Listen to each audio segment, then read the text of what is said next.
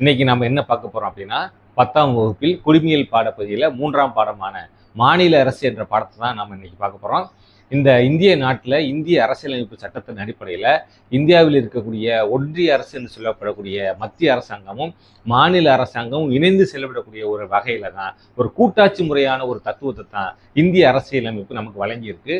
இந்தியாவில் 28 மாநிலங்களும் 8 யூனியன் பிரதேசங்களும் இருக்கு. சரிங்களா?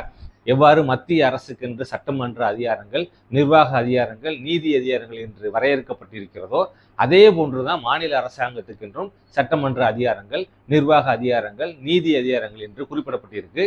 இந்திய அரசியல் அமைப்பில் சட்டப்பிரிவுகள் 152 237 வரை இருக்கக்கூடிய சட்டப்பிரிவுகள் மாநில அரசின் சீரான அமைப்பு பற்றி தான் கூறுகிறது. சரிங்களா? இந்த வீடியோவில் மாநில அரசாங்கத்தோட நிர்வாக அமைப்பை பற்றி தெளிவாக சொல்ல போகிறேன். இந்த வீடியோவில் கடைசியில் ஒரு இன்ட்ரெஸ்டிங்கான ஒரு விஷயத்தை சொல்ல போகிறேன். அதனால் இந்த வீடியோவை ஸ்கிப் பண்ணாமல் கடைசி வரைக்கும் பாருங்கள். சரிங்களா? வாங்க. இந்திய அரசியலமைப்பில் மாநில நிர்வாகம் பற்றி சொல்லக்கூடிய சட்டப்பிரிவு என்ன அப்படின்னா 154 என்ற சட்டப்பிரிவு தான். இந்த 154 என்ற சட்டப்பிரிவில் ஒரு மாநிலத்தோட நிர்வாகம் பற்றி தெளிவாக சொல்லப்பட்டிருக்கு. அதன் அடிப்படையில் இந்தியாவில் இருக்கக்கூடிய அனைத்து மாநிலங்களோட அரசின் தலைவர் அல்லது அரசியலமைப்பின் தலைவர் யார் என்றால் ஆளுநர் தான். சரிங்களா? இவரோட பதவி காலம் எவ்வளவுனா 5 ஆண்டுகள். ஆனால் குடியரசுத் தலைவரோட விருப்பத்தின் அடிப்படையில் தொடர்ச்சியாக எந்த மாநிலத்திலும் அடுத்தடுத்து தொடர்ச்சியாக எத்தனை முறை வேண்டுமானால் அவர் பதவி ஏற்கலாம். இந்த ஆளுநர்கள் நியமனம் செய்யப்படும் பொழுது குடியரசுத் தலைவருக்கு என்று தேர்தல் முறை வரையறுக்கப்பட்டது போன்று எந்த விதமான தேர்தலும் கிடையாது.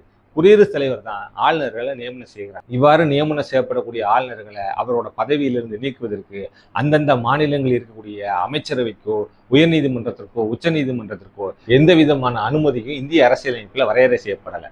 அவரே விருப்பப்பட்டு தனது பணித்துறப்பு கடிதத்தை குடியரசுத் தலைவருக்கு வழங்குவது மூலமாகத்தான் அவர் பதவியிலிருந்து நீங்க முடியும். சரிங்களா? பொதுவாக ஆளுநர் நியமிக்கப்படும் பொழுது 2 மரபுகள் பின்பற்றப்படும். அது என்ன அப்படின்னா, எந்த மாநிலத்தில் அவர் ஆளுநராக நியமிக்கப்பட போகிறாரோ அந்த மாநிலத்தில் வசிப்பவராக அந்த ஆளுநர் இருக்கக்கூடாது. அதே போல மத்தியில் ஆட்சியில் இருக்கக்கூடிய நடுவண் அரசாங்கம் அந்தந்த மாநிலங்களோட கலந்து ஆலோசித்து தான் அந்தந்த மாநிலங்களுக்கான ஆளுநர்களை முன்மொழிய வேண்டும் என்பது விதி. ஆனால் இந்த நடைமுறைகள் வழக்கத்தில் பின்பற்றப்படுவதில்லை. இதை பற்றி உங்களோட கருத்து என்னன்னு கமெண்ட் பாக்ஸில் தெரிவிங்க. சரிங்களா? அடுத்து இதே போல ஒரு முக்கியமான பாயிண்ட் என்ன அப்படின்னா, ஒரு ஆளுநர் ஒன்றுக்கும் மேற்பட்ட மாநிலங்களில் கூட ஆளுநராக பதவி வைக்கலாம். அவ்வாறு ஒன்றிற்கும் மேற்பட்ட மாநிலங்களில் அவர் கூடுதல் பணியாற்றக்கூடிய ஒரு சூழ்நிலை ஏற்படும் பொழுது அவருக்கு 2 சம்பளம் வழங்கப்படுமா என்ற ஒரு கேள்வி எழுப்பப்படும். அந்த மாதிரியான சூழ்நிலை ஏற்படும் பொழுது குடியரசுத் தலைவர் சட்டப்பிரிவு 158 3A என்ற விதியின் அடிப்படையில் ஆளுநருக்கான ஊதியம் மற்றும் படிகளை அந்தந்த சம்பந்தப்பட்ட மாநிலங்கள் பிரித்து வழங்குவதற்கு குடியரசுத் தலைவர் ஆணை பிறப்பிக்கலாம். சரிங்களா? இவ்வாறு குடியரசுத் தலைவரால் நியமனம் செய்யப்படக்கூடிய ஆளுநருக்கு என்று தகுதிகள் இருக்கு. அந்த தகுதிகளுக்கான சட்டப்பிரிவுகள் என்ன அப்படின்னா 157 மற்றும் 158 தான். இதன் அடிப்படையில் இந்தியாவில் ஒருவர் ஆளுநராக நியமனம் செய்யப்படுவதற்கு அவருக்கான தகுதிகள் என்னவென்றால், அவர் இந்திய குடிமகனாக முதலில் இருக்க வேண்டும். அடுத்து அவர் 35 வயது நிரம்பியவராக இருக்க வேண்டும். அதே போல நாடாளுமன்ற உறுப்பினராகவோ, சட்டமன்ற உறுப்பினராகவோ, அதாவது எம்எல்ஏவாகவோ, எம்பியாகவோ நடப்புல அவர் பதவியில் இருக்கக்கூடாது. அப்படி பதவியில் இருந்தால் கூட அவர் ஆளுநராக பதவி ஏற்கும் பொழுது அது காலாவதி ஆகிடும். சரிங்களா? அதே போன்று லாபம் தரும் எந்த விதமான தொழிலிலும் அவர் ஈடுபடக்கூடாது. இந்த தகுதிகளை பெற்ற ஒருவர் தான் ஒரு மாநிலத்தோட ஆளுநராக நியமனம் செய்யப்பட முடியும். சரிங்களா? இந்த ஆளுநர்களுக்கு என்று எக்ஸிக்யூட்டிவ் பவர்ஸ், அதாவது நிர்வாக அதிகாரங்கள் இருக்கு. அந்த நிர்வாக அதிகாரங்கள் என்ன அப்படின்னா, ஒரு மாநிலத்தில் சட்டமன்ற தேர்தல் முடிந்த பிறகு பெரும்பான்மை பெற்ற கட்சியின் தலைவருக்கு முதலமைச்சராக பதவி பிரமாணம் செய்து வைப்பவர் இந்த ஆளுநர் தான். அதே போல் பெரும்பான்மை பெற்ற கட்சியின் தலைவராக தேர்ந்தெடுக்கப்பட்ட முதலமைச்சரோட பரிந்துரையின் அடிப்படையில் அமைச்சர்களுக்கு பதவி பிரமாணம் செய்து வைப்பவரும் இதே ஆளுநர் தான். இதே போன்று ஆளுநரின் நிர்வாக அதிகாரத்தின் அடிப்படையில் டிஎன்பிஎஸ்சி என்று சொல்லப்படக்கூடிய அரசு பணியாளர் தேர்வாணையத்தின் தலைவரை நியமிப்பவரும், அதே போல மாநில தலைமை தேர்தல் அதிகாரியை நியமனம் செய்வதற்கான அதிகாரமும் ஆளுநருக்கு வழங்கப்பட்டிருக்கு.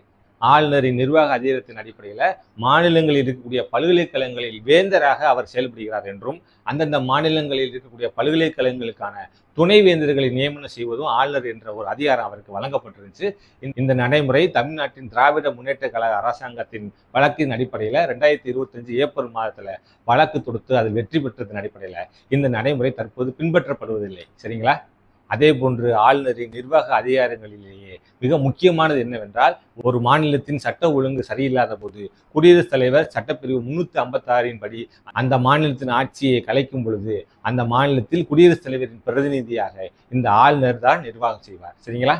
அடுத்த ஆளுநரின் சட்டமன்ற அதிகாரம் என்ற அடிப்படையில் ஒரு மாநிலத்தில் இருக்கக்கூடிய சட்டமன்றத்தை கூட்டுவதற்கும் கலைப்பதற்கும் ஒத்திவைப்பதற்கும் ஆளுநருக்கு உரிமை வழங்கப்பட்டிருக்கு. ஒரு மாநிலத்தில் சட்டமன்ற தேர்தல் முடிந்து அமைச்சரவை பதவியேற்று முதல் கூட்டத்தொடர் நடைபெறும் பொழுது அந்த முதல் கூட்டத்தொடர் ஆளுநரின் உரையோடு தான் தொடங்கும். அதே போல ஒவ்வொரு ஆண்டும் சட்டமன்றம் கூடும் பொழுது ஆளுநர் உரையோடு தான் சட்டமன்றம் கூடும். சரிங்களா?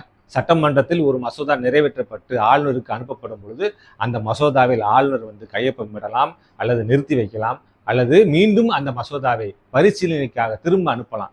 அதே போல சட்டமன்ற அதிகாரம் என்ற அடிப்படையில் ஒரு மசோதா சட்டமன்றத்தில் நிறைவேற்றப்பட்டு ஆளுநர் கையொப்பமிட்ட பிறகுதான் அந்த மசோதா சட்ட வடிவமாகவே மாறும். இந்த மாதிரியான அதிகாரங்கள் எல்லாம் சட்டமன்ற அதிகாரம் என்ற அடிப்படையில் ஆளுநருக்கு வழங்கப்பட்டிருக்கு.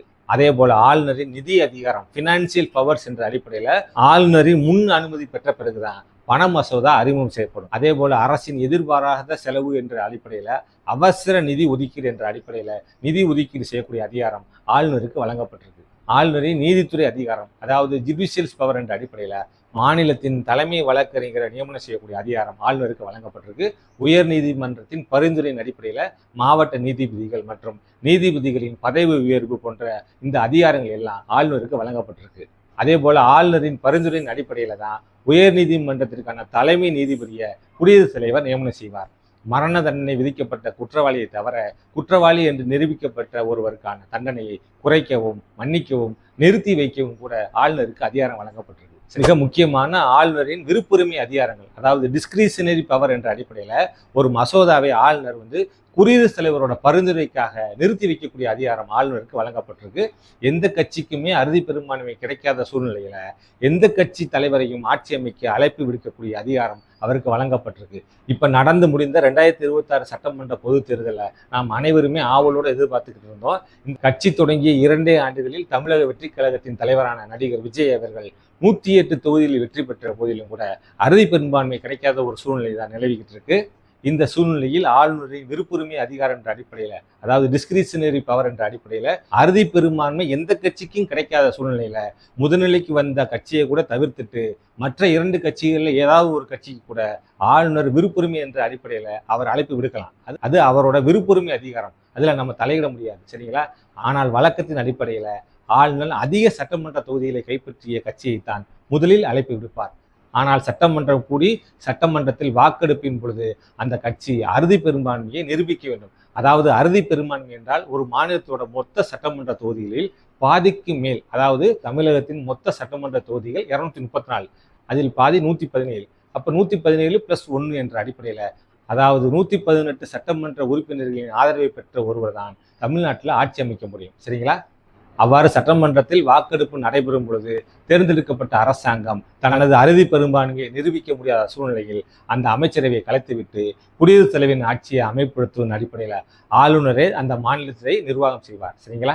அதே போல ஆளுநரின் எமர்ஜென்சி பவர், அதாவது அவசர கால அதிகாரம் என்ற அடிப்படையில் ஒரு மாநிலத்தின் சட்டம் ஒழுங்கு சரியில்லாத போதோ அல்லது ஒரு மாநிலத்தோட அரசாங்கம் அரசியலமைப்பு விதிகளுக்கு உட்பட்டு செயல்படாத போது ஆளுநர் அந்த மாநிலத்தில் 356 என்ற சட்டப்பிரிவின் அடிப்படையில் அந்த அமைச்சரவையை கலைத்து அந்த மாநிலத்தில் குடியரசுத் தலைவரின் ஆட்சிக்கு பரிந்துரை செய்து அந்த மாநிலத்தில் குடியரசுத் தலைவரின் பிரதிநிதியாக தானே ஆட்சி செய்யக்கூடிய நிர்வாகம் செய்யக்கூடிய அதிகாரம் அவருக்கு வழங்கப்பட்டிருக்கு. சரிங்களா?